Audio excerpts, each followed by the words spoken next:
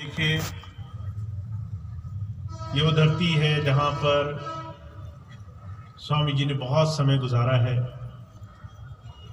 और आज हमें और आपको ये सौभाग्य मिला है कि अपना थोड़ा सा समय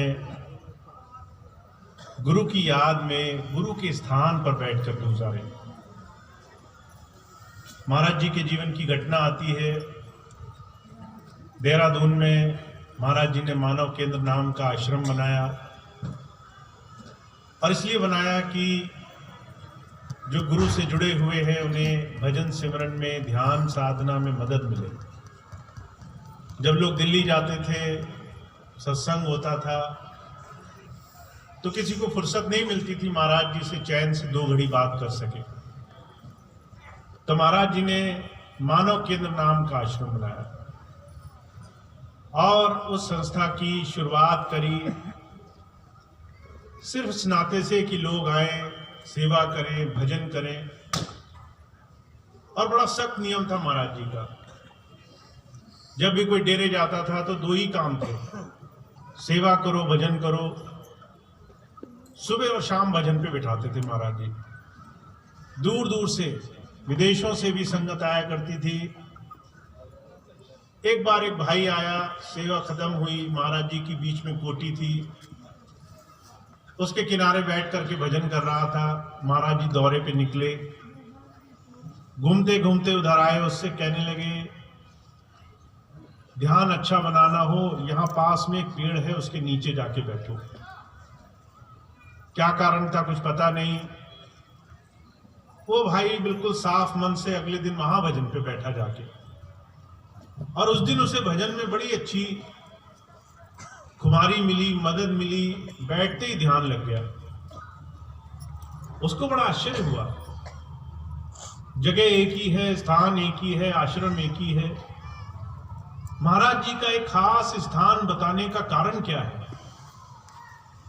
वो महाराज जी के पास गया, महाराज जी से पूछा, महाराज जी आपकी कोठी और पेड़ के नीचे में क्या अंतर है।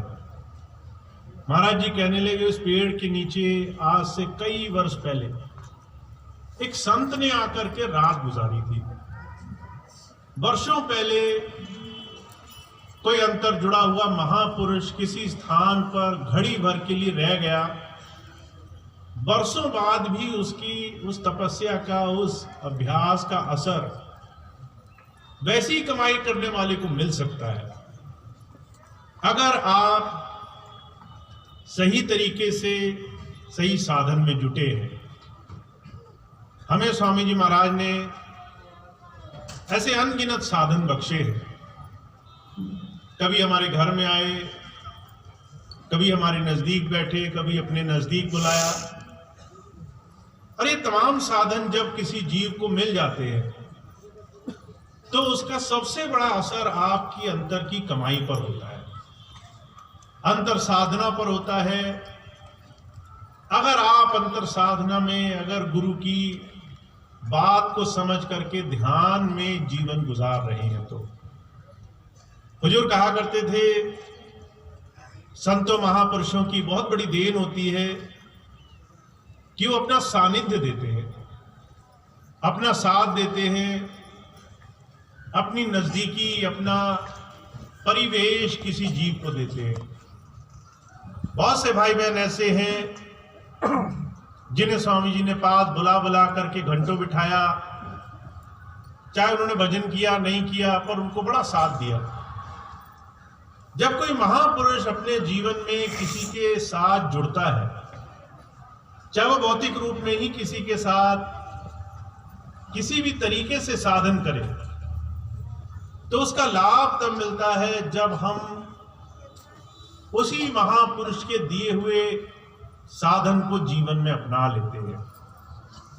आज इस समय में संसार बड़ी भारी विडंबना में डूबा हुआ है।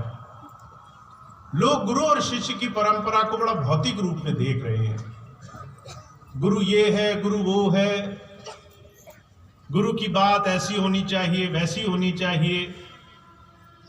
पर जो कहा करते थे, संसार में जहां तुम्हें इस बात का अंदाजा नहीं है कि अगले पल क्या हो जाएगा, जहां तुम इस बात पर जरा सी भी समर्थता नहीं रखते कि तुम्हारा आने वाला दिन कैसे गुजरेगा, तुम्हारा कल का दिन कैसे जाएगा, चाहे तुम हजार मन में कल्पनाएं करो, हजार मन में दुनिया की तमाम चीजों का ताना बाना बुन लो, फिर भी तुम्हें एक पल का अंदाजा नहीं कि अगली घड़ी कैसे गुजरने वाली है।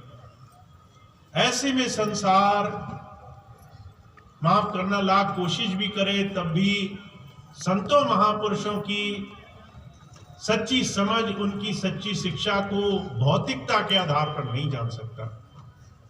संत आते हैं सिर्फ और सिर्फ एक काम करने के लिए, और वो है आपको आपके जीवन के स्रोत के साथ, आत्मबोध के साथ जोड़ दें। और बहुत कम भाग्यशाली जीव होते हैं जो गुरु के पास इस बात को समझ करके अपना समय गुजारते हैं।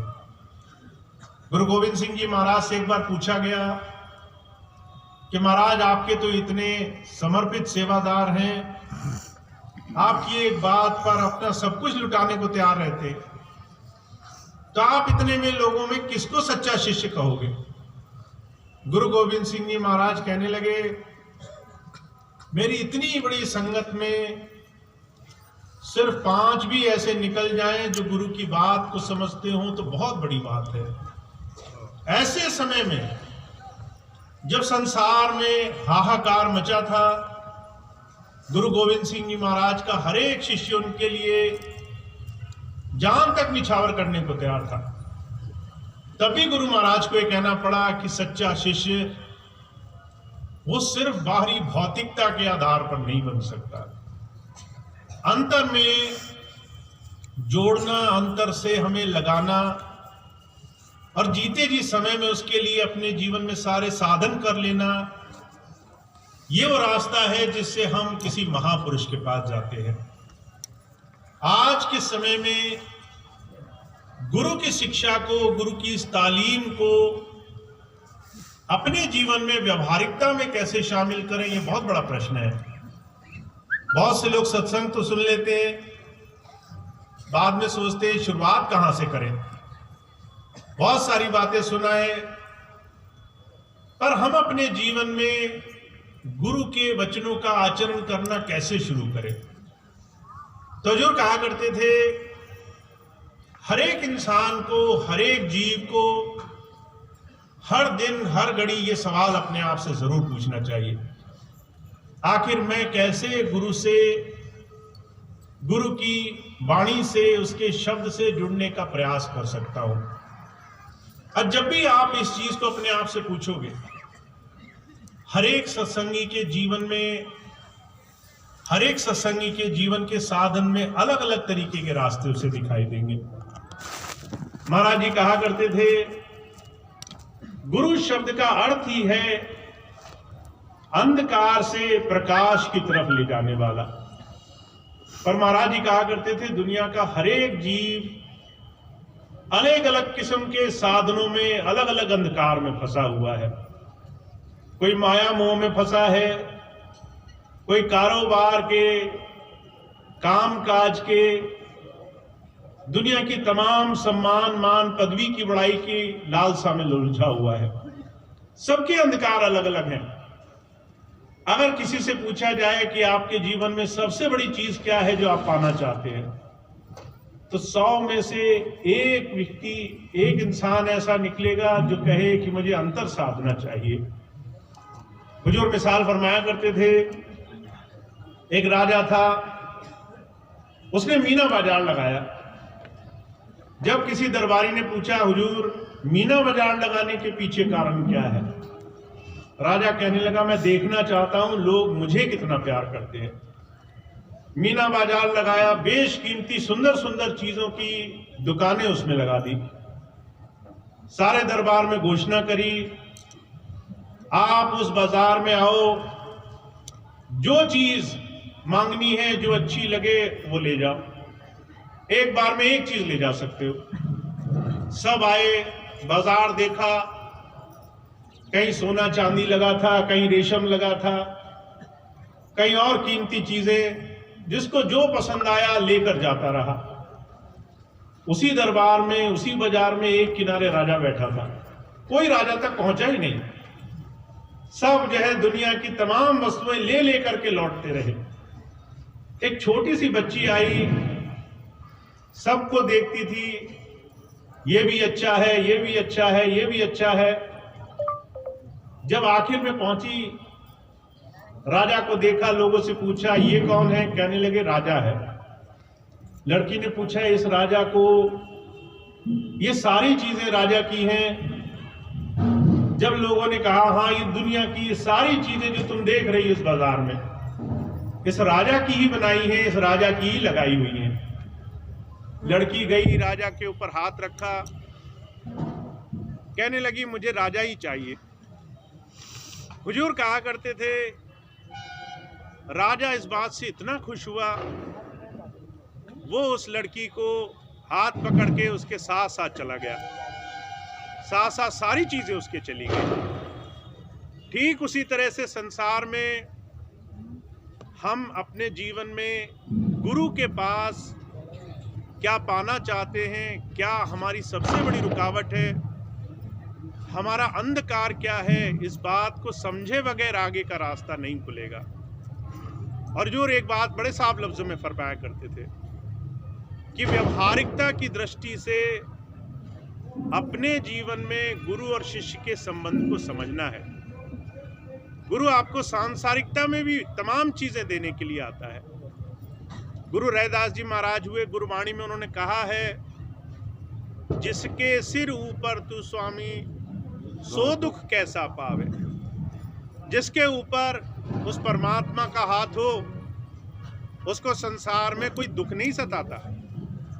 वो जो दुख हम मानते हैं वो तमाम कर्मों के वो बोझ हैं, जिसे गुरु की सानिध्य, उसकी समर्थता में हमारे जीते जी हमें काटने के लिए साधन बनाता है। वो तो जो कहा करते थे, संत का सबसे बड़ा अभिप्राय क्या है, आपको निर्भय करके दुनिया के तमाम डर से हटा करके आपको जीवन में सबसे कीमती चीज के साथ जोड़ने का साधन बनाना।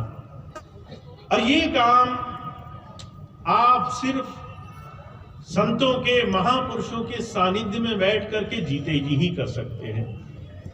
मैंने कई बार ऐसे लोगों को देखा है जो बात सभी सुनते हैं, गुरु की सोबत में भी आते हैं, उनकी नजदीकी में भी जाके बैठते हैं, पर जब बात आती है गुरु की इस छोटी सी बात को अपने जीवन में आचरण करने की, कि हम गुरु पर ऐसा विश्वास करें, ऐसा भरोसा करें कि दुनिया की तमाम चीजें बाहरी जो हमें तरह तरह से संसार में रोक करके रखती हैं, उन तमाम चीजों से हमारा मन पूरी तरह से मलिनता से निकल करके साफ सुथरा हो सके, तो हमें बड़ी मुश्किल आती है। इस चीज को अपने जीवन में अभ्यास में उतारने में बड़ी मुश्किल हमें मालूम पड़ती है। पर जो कहा करते थे, संत मत की बहुत सुंदर और बड़ी सरल सी युक्ति है, उस प्रभु को पाना है तो अपने जीवन पर बड़ी साफ और बड़ी पैनी नजर रखनी होगी। हुजूर फरमाते थे, कामी क्रोधी लालची इनसे भक्ति ना होए, भक्ति करे कोई सूरमा जाति वरण कुल खोए। अगर काम सदा रहा है, क्रोध है मन में, लालच है, द्वेष है, बुराई है, दुनिया में प्रतिस्पर्धा लगी हुई है, मन में ठहराव नहीं आया है, तो समझ लीजिए गुरु की बात में जीवन उतारना बहुत मुश्किल हो जाएगा। इसीलिए हुजूर कह रहे हैं, इन तमाम चीजों को ध्यान में रखो। काम, क्रोध, बहुत से भाई बहन ऐसे जरा जरा सी चीजों पे गुस्सा करते हैं। घर में आप अपने देखें, जिसको देखो किसी की जरा सी बात नहीं सुनी, मान बढ़ाई नहीं मानी, किसी को उसके मन मुताबिक थोड़ा सम्मान नहीं दिया, लोगों को बड़ा क्रोध आता है। लोग बड़ा छोटी छोटी चीजों पे संसार में उलझे हुए हैं और उसके बाद प्रयास करते हैं उन्हें प्रभु भक्ति का साधन मिले। मैं आपको छोटी सी घटना सुनाता हूं। अभी 2 दिन पहले की घटना है। एक भाई आए, बड़ी सेहत खराब, बड़ी तकलीफ, बहुत ज्यादा परेशानी में, कहने लगे इतनी परेशानी है काम काज पे भी नहीं जा सकता। मैंने उनको देखा तो बड़े अस्वस्थ और मुंह में गुटखा दबाए और जो है उसको दबा करके बहुत ज्यादा अपने आप से और गुरुजी से कामना कर रहे हैं कि स्वास्थ्य लाभ मिल जाए, जीवन में सब कुछ सही हो जाए। मैंने कहा जब बुराइयां छोड़नी शुरू नहीं करोगे तो अच्छाई मिल जाए ये कामना करना कितना दुर्लभ है। हम संसार की तमाम छोटी छोटी चीजों में उलझे हुए हैं पर कभी उसे अपनी बुराई नहीं मानते।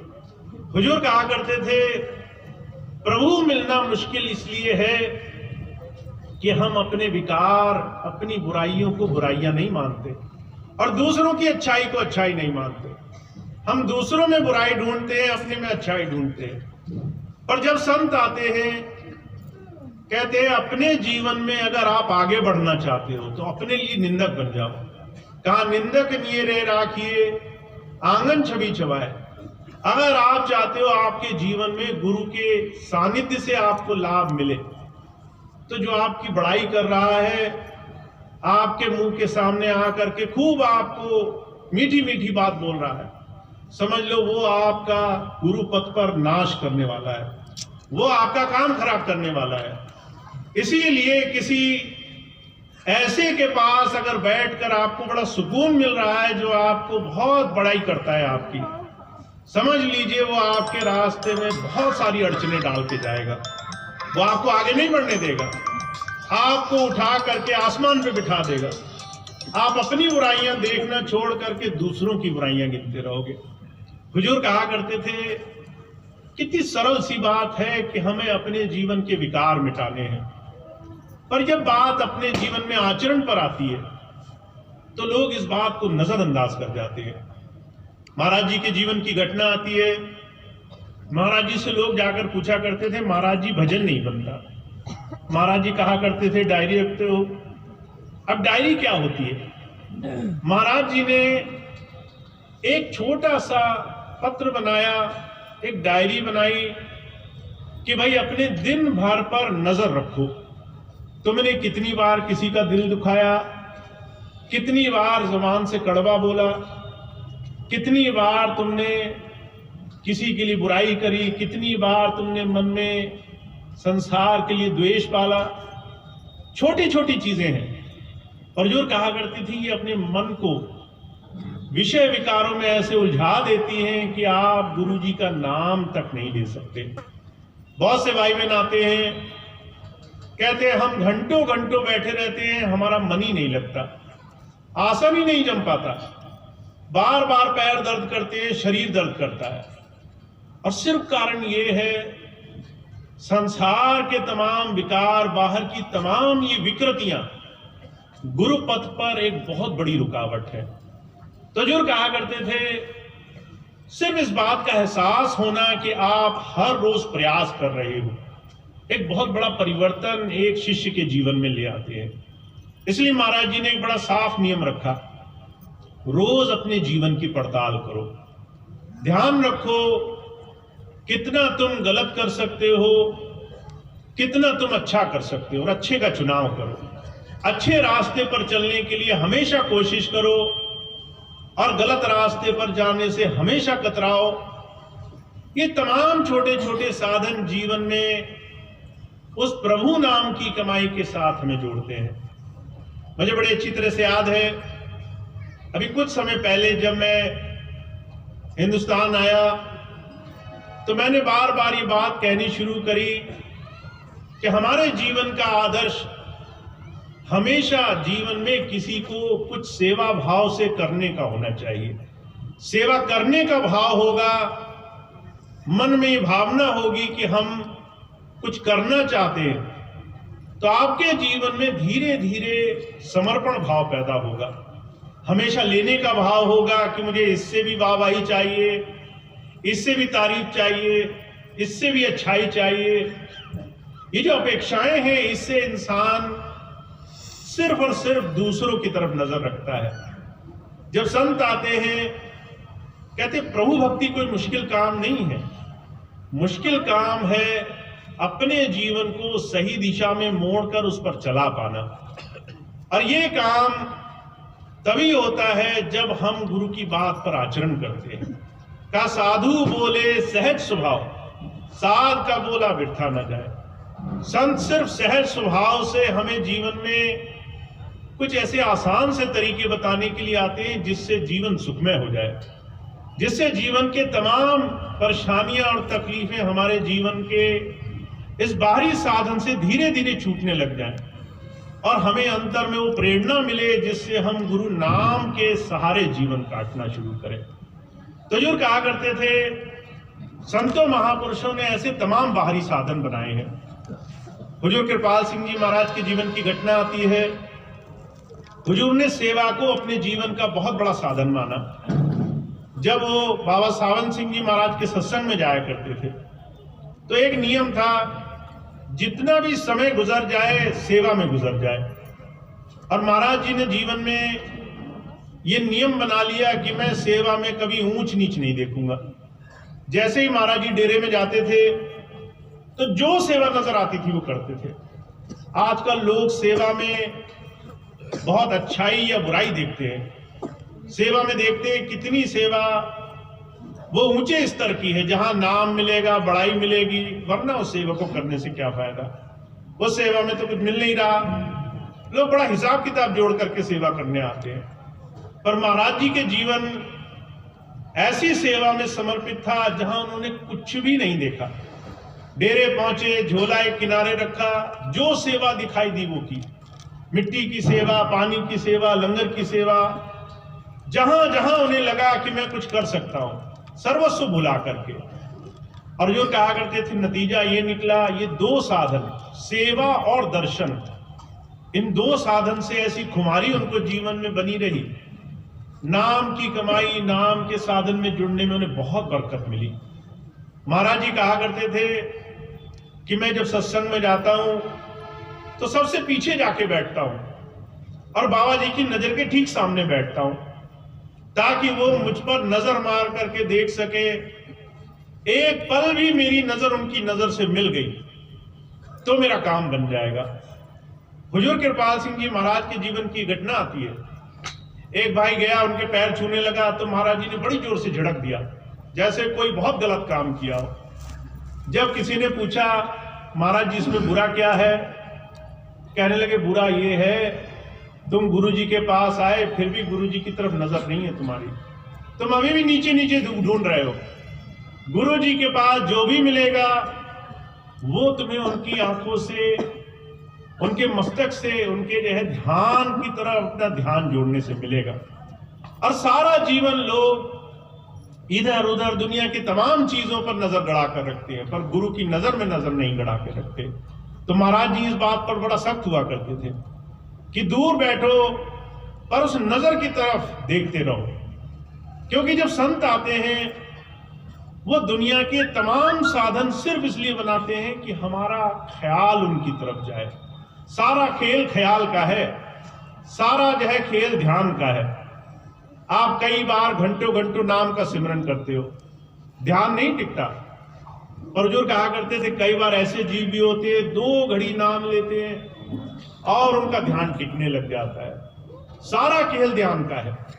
और ये ध्यान गुरु चरणों में लगाना ये घड़ी 2 घड़ी का खेल नहीं है।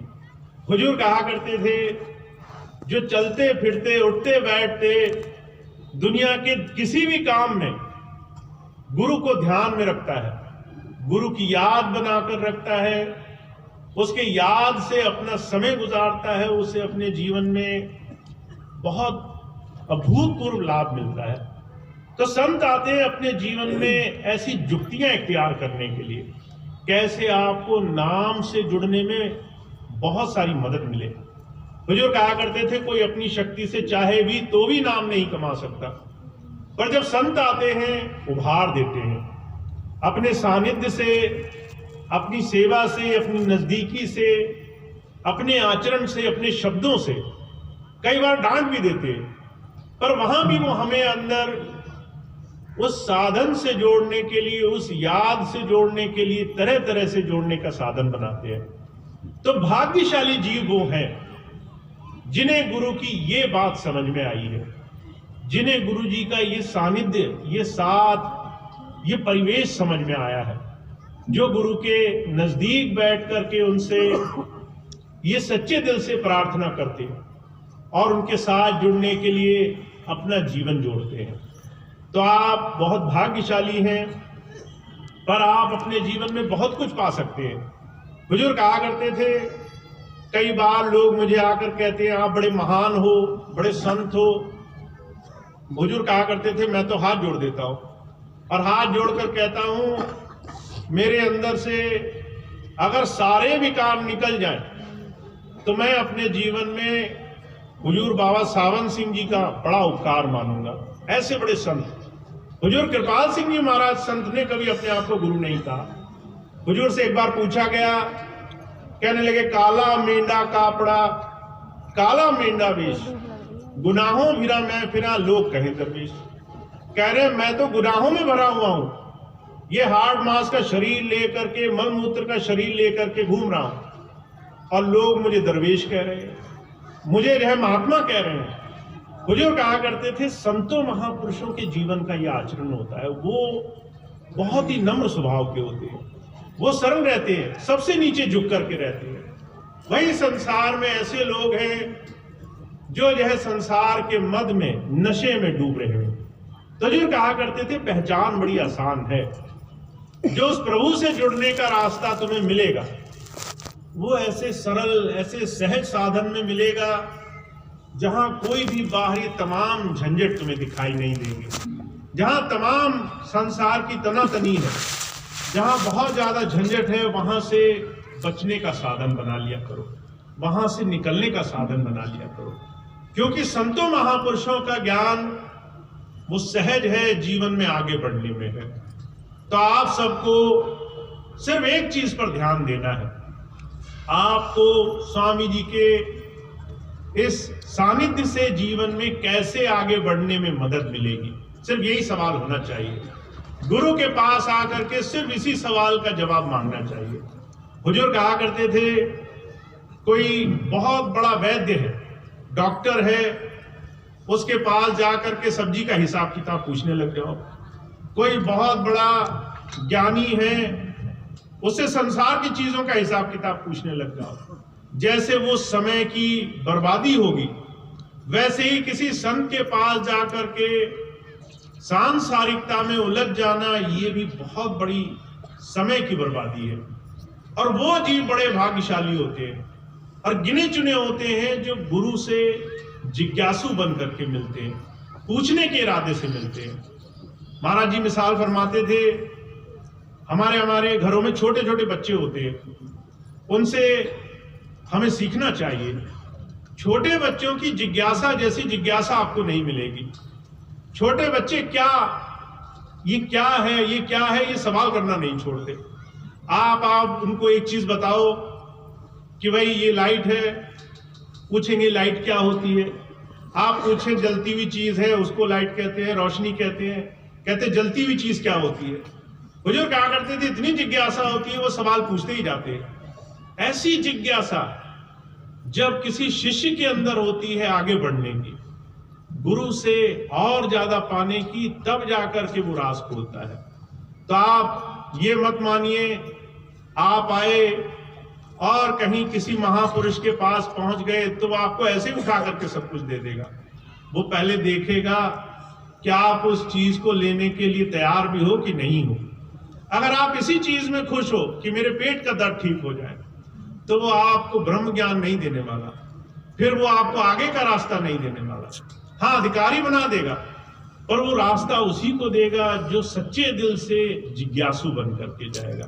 तो महाराज जी कहा करते थे मैं जिज्ञासु बनाने के लिए आया हूं, मैं लगन पैदा करने के लिए आया हूं। जितनी लगन आपके अंदर होगी उस मालिक से जुड़ने की, उतनी जल्दी आपका काम बन जाएगा।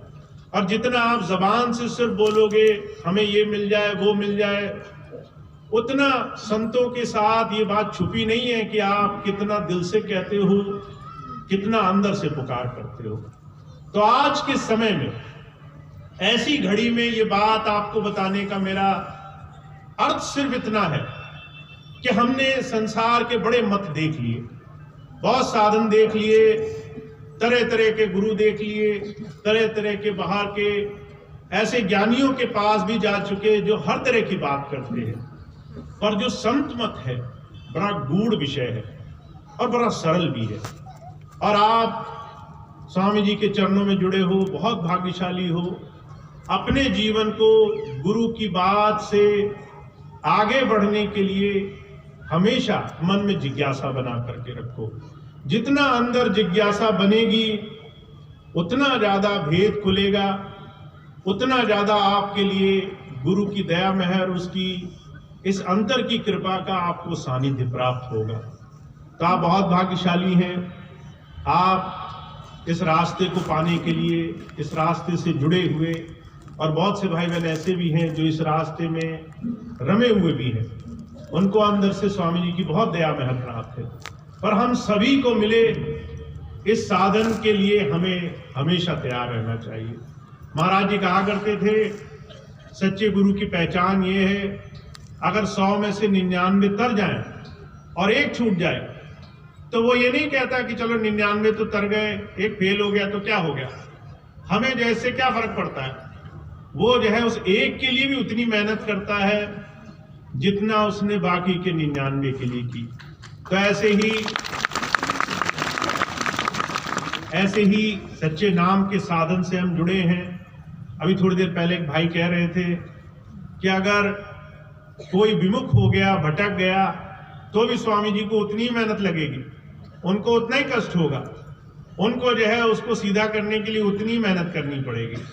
तो आप और हम इस बात को अपने लिए गांठ बांध कर रखें कि हमारे लिए गुरु के चरणों में जुड़ने के बाद गुरु से अंतर से जुड़ना ये सबसे जरूरी कदम होना चाहिए।